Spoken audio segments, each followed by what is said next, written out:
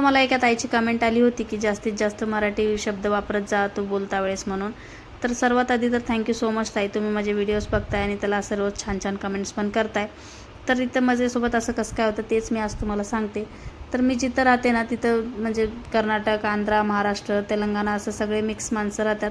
लहानपणापासून इथंच राहिलेले आहे, त्यामुळं मला मराठी जास्त जमत नाही आणि माझे फ्रेंड्स जे काय आहेत ते सुद्धा लहानपणापासून इथंच राहिलेले आहेत अशाच वातावरणामध्ये. तर अशीच भाषा येते त्यांना पण आणि मला पण.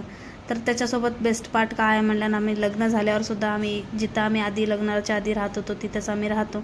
तर ही आम्हाला आमच्या लाईफची बेस्ट गोष्ट वाटते, कारण लग्न झाल्यानंतर मुलींचं कसं असतं, कोणी गावी दिलेले असतात, कोणी कुठं, मग नंतर मुलं बाळ झालं की जास्त भेटता येत नाही त्यांना.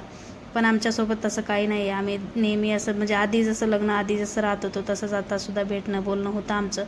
आता जेवढी काही मला मराठी येते ना ते सुद्धा मी गावाकडे 2-3 वर्ष राहिले होते लग्न झाल्यानंतर, त्यामुळेच मला येते.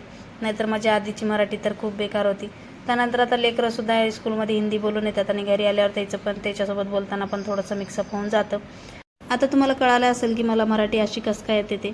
तर तुम्हाला आणि काही प्रश्न असतील तर नक्की मला कमेंट करून विचारा आणि त्यासोबतच मी कुठं राहते ते सुद्धा जाणून घ्यायचं असेल तर नक्की कमेंट करा. आजचा व्हिडिओ आवडला असला तर लाईक, शेअर, सबस्क्राईब करायला विसरू नका. Thank you so much for watching my video. चलो बाय.